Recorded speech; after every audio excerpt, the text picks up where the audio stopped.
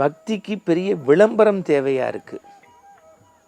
பக்தி தன்னைத்தானே புதிய கோணத்தில் பரிணாமமாக வளர்ச்சி அடைய செய்திருக்கிறது.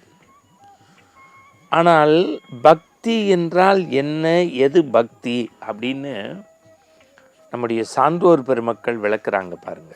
நம்மளுடைய நோக்கம் என்ன? முன்னோர்கள் சொல்லுவாங்க, எல்லாம் வல்ல சிவராத்திரி அன்னைக்கு சிவனேன்னு அந்த சிவன் நம்மளை தூக்கிடணும்.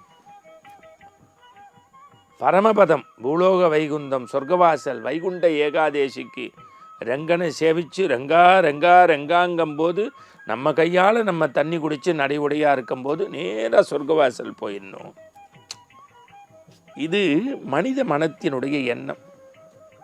ஒரு ஒரு ஒரு லெவலுக்கு நம்ம போயிட்டோம்னா இறைவன்கிட்ட என்ன கேட்போம்? சிவராத்திரிக்கோ சொர்க்கவாசலுக்கோ இறைவா உன்னுடைய வீடு பேர் வேணும், அப்படியே எல்லாத்தையும் திறந்துட்டோம். இதுதான்